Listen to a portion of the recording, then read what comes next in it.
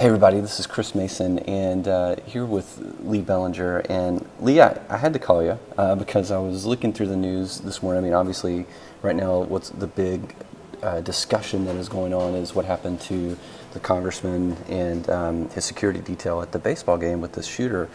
And I started thinking, this sounds really familiar to me, and so I dug up some of these old issues, and I just want to, all the way going back to December. This is an issue from Independent Living News where you're talking about pro Bernie Sanders supporters who are going to be taken to street violence, and then in specifically attacking members of Congress who are on the Republican side, and then in June, I couldn't believe it because you specifically say, I stand by my prediction that unless the left are caught on this, this will soon escalate to direct political assassination of pro-Trump supporters or pro-Trump members of Congress. And, I kind of started wondering, did you have special knowledge about this? Because I know, you're buddies with, or used to work with Dan Coates, who's in the Trump administration. So I wanted to get it on the record. I mean,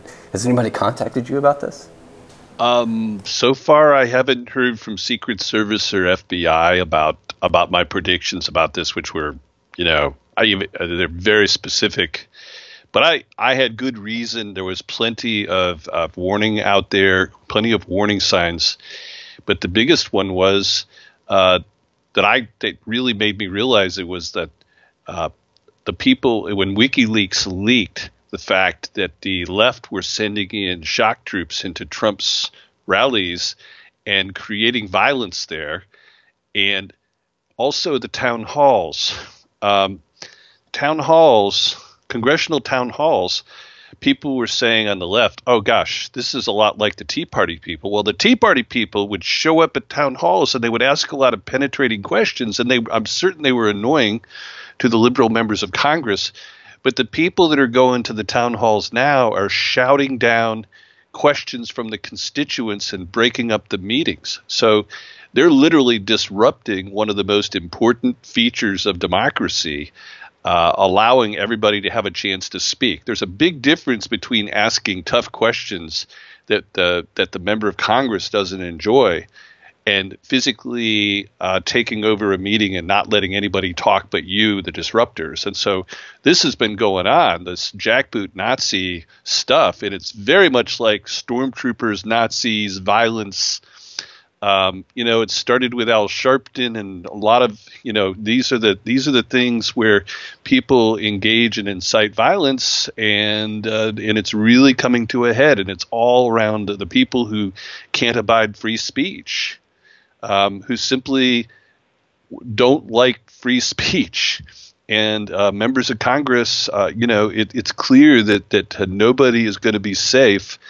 Ann Coulter and a lot of other people are just physically not safe going to the campuses, and everybody kind of dismissed this as a campus thing, and now it's polluted and corrupting our body politic. So, I specifically said political assassination is going to happen among the 62 million people who voted for Hillary, who have just half of them have lost their minds, and they're politically insane. I think some of them. The predicate of the violence has been there for a while, Chris, and so hence my prediction, and it was very specific about what was coming. Well, it was. I mean, and that's why I sent you a note this morning and said we need to get on a call, because it was it blew my mind how specific it was. And the other thing that I was wondering about too, I mentioned it in my opening comments, is you used to work with Dan Coates, who's now on the Trump team, and I mean you said you haven't had any contact with him. He gave anything like that. And gave me my first job in Washington, but I haven't kept up with him. I'm thrilled that he's there, but no, there was no connection. I didn't have any special connection to it. I think this was a case of seeing. I do watch the left very closely, and they have changed and they have radicalized. And you can even see it on internet censorship, where a couple of nuts, two or three left-wing people, can stop you from sending emails out, and as a business. And they're the people who can't tolerate the free speech and who just have strange ideology. It's kind of it's like they feel that anybody that's got a conservative point of view is just evil. And that's how they think. And so that has caught on, and millions of people have that going on right now. So, yeah, I mean, you're going to see more and more of it. The actress who, did the beheading and the play and all that stuff, that has been escalating and escalating and escalating. And I think there's a scary group of people out there. There's millions of them. When you consider how corrupt Hillary really is, that she, and that what a bad candidate, and she still got a lot of votes from a lot of people. And I certainly don't think that Bernie Sanders had anything to do with this. I just want to make that clear. But can he never, I believe that he, would never seek violence or incite violence. He's not that kind of a man. But there's a lot of people who have become radicalized in this country beyond the point where it's safe in politics anymore. I think you're going to see. I think that one thing that might happen is the left might back off this a little bit, but you got the George Soros people out there. They're getting activated. Millions of people are unemployed. There's lots of them that with nothing better to do than to hurt people. So I wasn't totally shocked to see this and somebody, singling out Republican members of Congress. But I'm glad now that at least it's out there as an issue. Who knows what's next? But I think I did predict specifically in December that Secret Service protection would probably have to be extended to Republican and Democratic members of Congress going forward for the first time ever, which is a tragedy. Yeah, I remember that, and I mean the things that aren't right is if this congressman who's the whip, he only had security detail there because of his position. If he wasn't there wouldn't have been any. There would have been the Republican majority would have become the Republican minority. So I think this is not a big. I think this is a big deal. I'm glad to see it's getting some attention, and I do think that its roots go back to political correctness. Which seemed like a harmless campus prank, but the people who are preaching the intolerance are on the left. For the most part, there's a few people on the right, obviously, but for the most part, the intolerance, the censorship, all of the things to keep people, they want to shut down Drudge, they want to shut down people they don't agree with, and I agree with the idea that the swamp is firing back.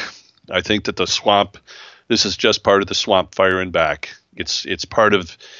I predicted that if Trump won, I did predict that Trump would win, and it would be the beginning of a potential civil war in the United States of America. I think that's what we're looking at. I think that it's, this type of violence isn't easily going to go away. Maybe this will push it back a little bit, maybe. But I don't see that happening. I see George Soros and lots of left-wing extremist, wealthy people dropping money on people to go out and make mischief. And there's nothing wrong with free speech, but it's, again, the minute you start burning things and hurting people and shouting down meetings, that's really the big difference. The Tea Party people never shouted down meetings. What they did do was they asked the tough questions. These are people, and the Republicans are a bunch of wussies about this and have been. I recommended in my last edition of Independent Living, okay, you're complaining about these issues, Lee, but how do you fix this? And I said, have the Republican National Committee assign video guys to go and show people shutting down these town halls. And then that's going to blow up in their face. But instead of just saying it's free speech, and Republicans need to be a little smarter. It is not free speech to shut down meetings, and you've got to stop this stuff when it's smaller. You don't wait until it morphs into shooting, and that's what's happened. And then the other thing was you can cut off money to colleges that refuse to enforce the First Amendment. And that would be my other recommendation. That's my least favorite way of going about it, because I don't really like to use federal money to force things. But since they're already got the levers there, unless the campus is engaging and allowing everybody to speak, but if they're engaging in political correctness, they lose their federal funding. I would do that as well. Yeah. Well, the video idea makes a lot of sense. Bill Maher said it best. He said that sunshine is the best disinfectant. I mean, it's been said before, but he used it recently with a Milo thing. And frankly, I think that's correct. I think we just go in there and start videoing these left-wing fanatics for who they are, so that it reminds the mainstream of America that there's a lot of people. The swamp is firing back, and the swamp is vicious, and the swamp is against us. And I mean by that the political class, not Republicans and Democrats. In some cases, some Republicans are part of the swamp. Many conservatives are now part of the swamp. I think but the political people, the political class, are orchestrating these events. I think this shooting is just one of many things, and I've written about it a lot in Independent Living.